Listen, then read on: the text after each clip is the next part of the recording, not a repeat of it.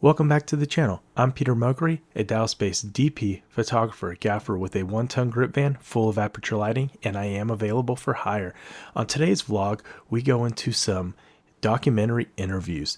These interviews took place in a really small location. We didn't really have many options to change things up, but we made it happen. We had a total of 4 interviews to do.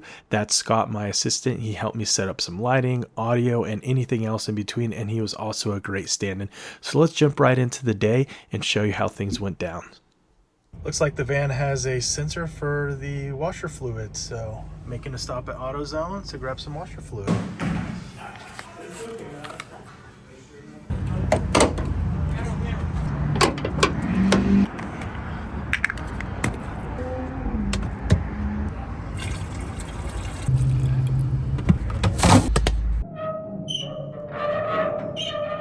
Just got parked, we're loading in, so we're unloading from the van and going straight into space here. We don't even really need the cart, we used it, made it a little bit easier, but then we go straight into the space and we're laid out right here for our interview setup. So this is our first interview setup. The client showed me an example of what he wanted from another shoot that he did. He wanted kind of the wide look and he wanted it really low and pointing upward. We couldn't do that too much because we had nothing aesthetically nice in the ceilings, and also we had overheads that we couldn't really turn off that we had to utilize, because when I was hired for this job by a production company, they only wanted a basic lighting kit. So I brought my 600C and then a Godox tube light for a hair light, and that was all the lighting that I brought. But here's the look. We have the Godox tube matching those tungsten lights that are over the pool table, giving it a nice glow, and then the big soft key looks amazing. This is Scott, who was assisting me on this job. He sat in, and this was actually before the first interview, and I was just kind of sizing things up, seeing where things were going to land, and you can see that there's a kind of a reflection on the right side of his forehead up top by his hairline, and I wasn't liking that. You don't see it here, but I wanted to eliminate it, so I started working on that.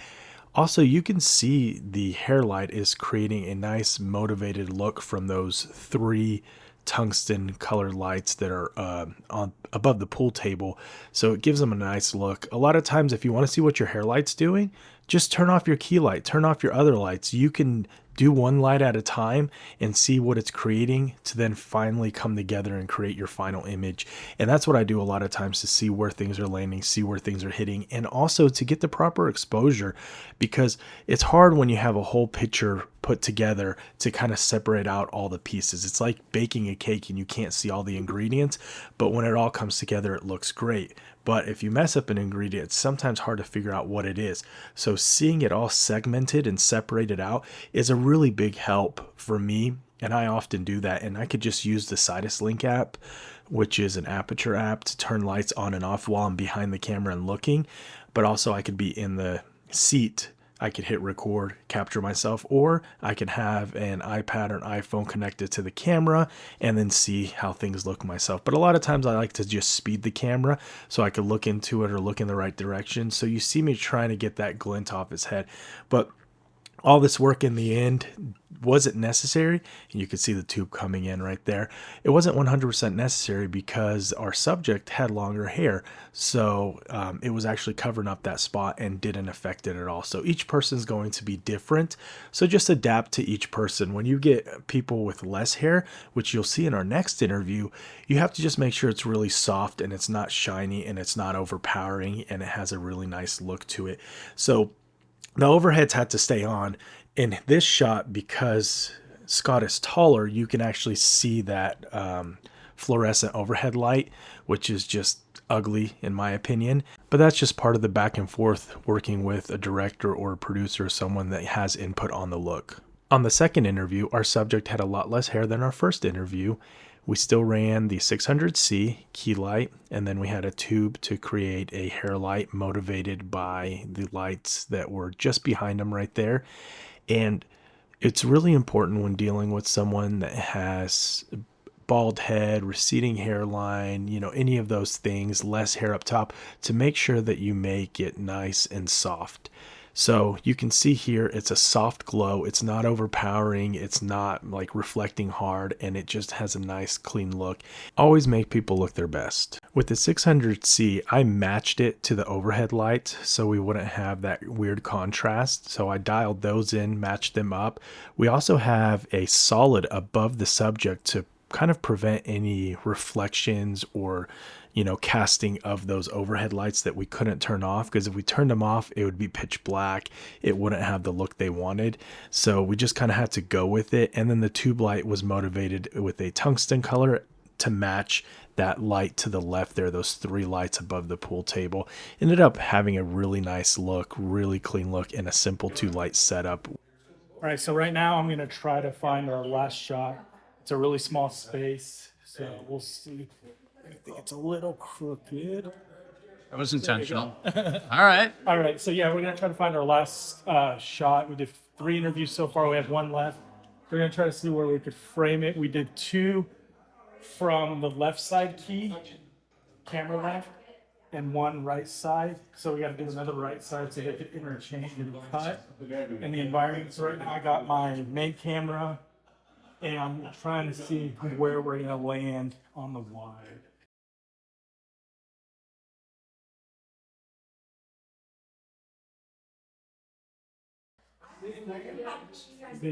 Somewhere over here may be good.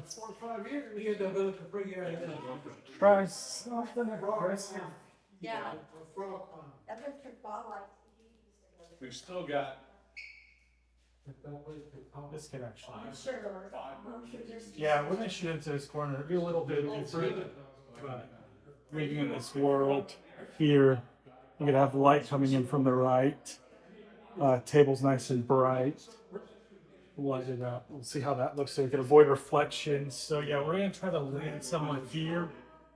And since we're keying from here, our second camera can come this way and have all this stuff in the background. If we look over here, it's a refrigerator and some random stuff, which is not nice. So we're gonna land on that. We have about 10-15 minutes to move everything. So let's do it. Well, things changed. Keying from the left.